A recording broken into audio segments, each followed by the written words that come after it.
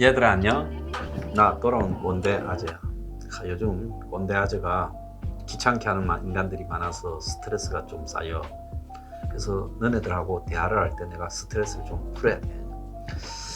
자, 요즘 저기 아프간에 난리가 나서 미군이 8월 말까지 다 떠나기로 하면서 지금 한 800명 남았는데, 한때 이제 13,000명 정도 있다가 800명 남았는데 벌써 그냥 탈레반들이 공격하지 않기로 협정까지 맺었는데 그냥 공격을 해서, 원래 한 6개월에서 1년은 버틸 거다 생각했는데 이제 한 달 안에 무너질 수 있다 이야기가 나오고, 아프간 전체의 한 70%를 지금 탈레반이 장악해 가고 있어. 그냥 전쟁을 하기를 포기하고 다 도망가. 그런데 항복한 정부군을 그냥 바로 죽이기도 하는데, 그래도 항복하려고 미련한 사람들이지. 죽기로 싸우면 이길 건데. 그럼 탈레반이 훨씬 숫자가 많냐? 아니야. 쪽수에서 정부군은 30만에 미군이 준 좋은 무기, 탈레반은 8만 5천 명에 허접한 무기 이랬는데 싸울 의사가 없으니까 그런 것이야. 오늘 이 아재가 말하는 것은 국제 정치 현실은 매우 냉혹하다는 거야.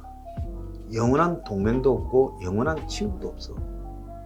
자, 내가 숫자를 한번 이야기해 보겠습니다. 34,000, 58,000, 5,000, 2,400. 이 숫자가 뭐냐고? 미군이 가서 싸워서 죽은 전쟁들 사망자 숫자야. 그러면 한국전에서 34,000명이 죽었어. 월남전에서 58,000명이 죽었고 부상자가 75만 명이야. 그래서 미국의 상위용사 대부분은 월남전에서 이렇게 다친다는 거예요. 자, 그리고 이라크 전쟁에서 미군이 5,000명이 지금 죽었어. 부상자가 거기서도 몇만 명 나왔지. 아프간 전쟁에서는 미군이 2,400명이 죽었어. 그런데 아프간에 미국이 얼마나 돈을 많이 썼느냐? 2조 달러를 써서, 달러로 2조 달러. 그러면 2,400조 정도를 썼다고 봐야 돼.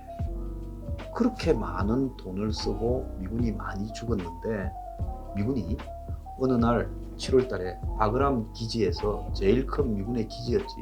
자고 일어나니까 다 도망가 버리고 17,000대 이르는 미군 무기를 다 파괴하고 장비를 파괴하고 도망을 가버린 거예요. 자, 그러고 난 이후에 지금 아프간에는 카불 미국 대사관을 지키는 병력만 한 850명 남아있고, 유럽 EU에서 온 나토군도 거의 다 가버렸어. 자, 이제 아프간군과 탈레반만 남자. 저게 지금 6개월은 버티지 않겠느냐 봤는데 한 달을 앞으로 버티기도 어렵게 됐다. 지금 난리가 난 거야. 아마 저기에 아프간이 인구가 굉장히 많은 나라야. 그런데 큰 나라지. 땅덩어리로 하면 한국의 한 8배쯤 될 거야. 10배나. 그런 정도의 큰 나라에 저게 이제 탈레반이 다 점령을 하면 수많은 학살이 이루어지고, 미국에 협조한 사람, 그리고 이 머리에 히잡 안 쓰고 다닌 여자들, 특히 학교 다닌 여자도 다 죽인대. 그리고 지식인 여자도 다 죽인대. 여자가 공부를 하는 건 탈레반으로서 용서할 수 없다. 그리고 무슨 다른 종교에 관련된 사람, 그래서 약간의 서구 문물을 접한 사람은 다 죽이겠다. 그리고 아프간 정부군에 협조한 사람도 다 죽이겠다. 그럼 대학살이 킬링 필드처럼 일어날 건데, 자, 우리가 아프간을 바라보면서 하나 교훈을 얻어야 될 게 있어. 월남 한번 보자. 50년대 말에 프랑스가 식민지를 어떻게 해보려다가 잘 안 돼가지고 전쟁에서 월명한테 지고 도망을 가버렸어. 그 자리에 미국이 들어왔지. 미국 입장에서는 베트남이 공산화가 되면 옆에 라오스, 캄보디아, 태국까지 다 공산화가 될까봐 그걸 막으로 들어간 거야. 당시 냉전 시대에서 미국이 들어갈 만한 이유는 있었지. 그런데 미군이 58,000명, 해외에서 가장 많은 미군이 죽은 게 월남전이야. 한국 전쟁에 34,000보다 더 많이 죽었어. 그러면서 무려 13년을 미군이 거기 있었는데, 그래서 엄청난 무기를 대줬어. 미군이 철수할 때 월남의 공군이 세계 3위 규모였어. 얼마나 많은 헬리콥터나 전투기를 주고 왔는지. 이번에도 바이든이 이야기해. 우리는 아프간을 버린 게 아니다. 엄청난 물자와 군대 훈련을 시켰고 장비도 줬다. 아프간은 아프간 스스로가 지킬 수 있을 것이다 라고 말했지만 아마 이 바이든의 말은 닉슨 말처럼 허황된 거야. 닉슨이 73년에 프랑스 파리에서 월명을 만나가지고 월남의 반대에도 불구하고 파리 협정을 맺었어요. 미군이 철수하겠다. 그러면 공산 월명은 남베트남을 공격하지 마라 이랬어요. 거기서 철석같이 예스 그러고 미국의 협상 대표였던 키신저 국무장관과 레둑토라고 월명의 대표가 공동으로 그 해 노벨 평화상을 받았어. 근데 키신저는 받으러 갔는데 레둑토는 양심이 있었는지 나중을 예상했는지 나는 안 받겠다고 그랬어. 그 안 받은 이유가 있지. 자기들은 좀 있다가 월남을 못 먹어버릴 거라고 생각을 했지. 그래서 딱 1년의 틈을 두고 살살 찔러보다가 75년 1월 달부터 본격적인 공격을 해가지고 75년 4월 30일 날 월남은 남베트남을 다 먹어버렸어. 그때 남베트남에 좀 살던 사람, 미국에 협조한 사람, 반공 인사들 이런 사람들은 전부 금덩어리만 들고 보트를 타고 밖으로 도망을 갔어. 그게 보트 피플이야. 그때 한국까지 보트 피플이 많이 왔었어요. 지나가던 한국 배들이 할 수 없어서 실어가지고 부산항에 내려가. 그래서 한국의 곳곳에 월남 난민 보트 피플 수용소가 있어서 전 세계에 월남 난민 보트 피플이 있었지. 그래서 미국이 떠나버리고 나니까 지킬 의사가 없는 월남이 그냥 함락이 되었어. 자, 지금 유럽으로 좀 가면 폴란드가 얼마 전에 독일이 뭐 미국을 보고 맨날 좀 말을 안 듣고 러시아에 가스도 갖다 쓰고 하니까 트럼프가 독일이 돈도 안 내고 이런다고 미군 좀 뺀다. 이러니까 폴란드가 5,000명만 좀 보내주시오. 사족 드리겠습니다.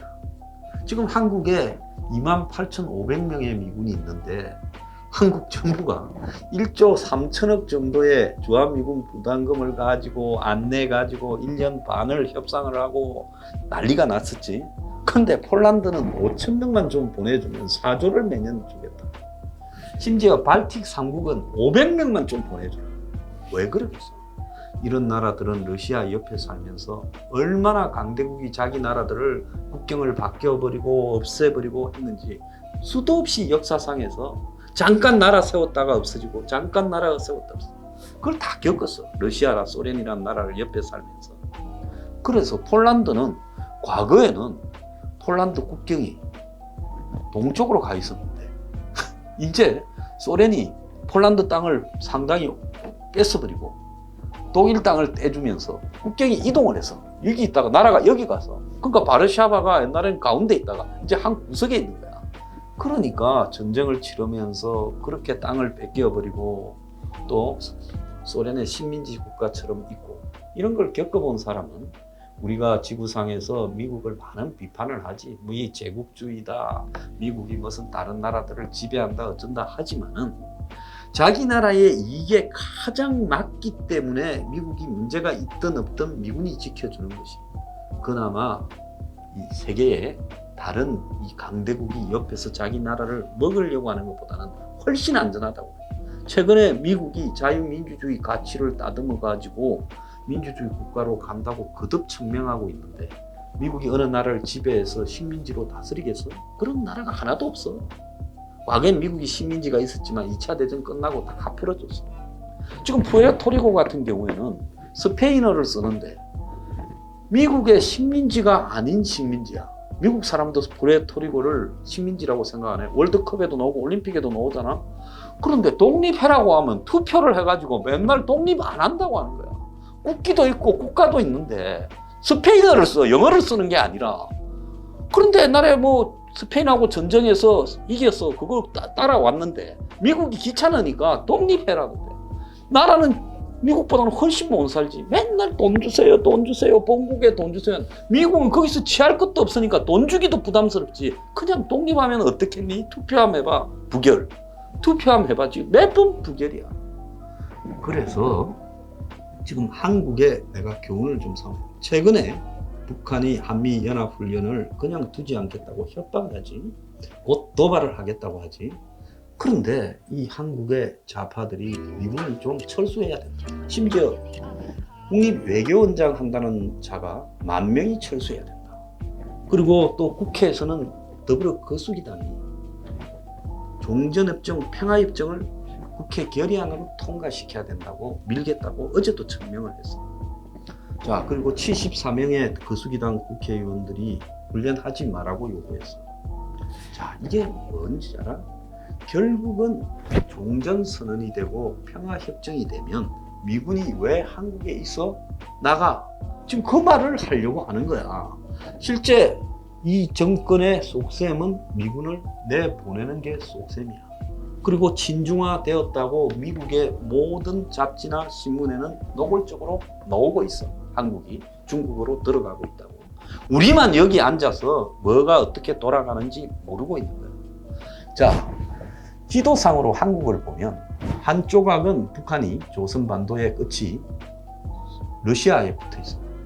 그리고 한쪽은 북한의 북쪽이 중국의 대부분 붙어 있어. 한쪽은 일본에 있어.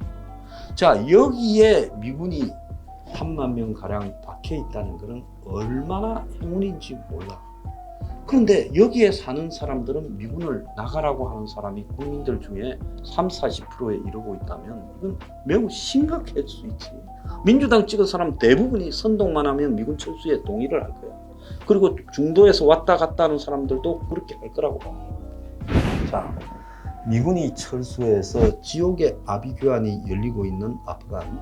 저는 한국에 안보의식이 없는 사람을 위해서 아프간이 생생하게 현재 미군이 떠났을 때 어떻게 되는가 하는 것을 보여주는 사례가 될 수 있다고 봐.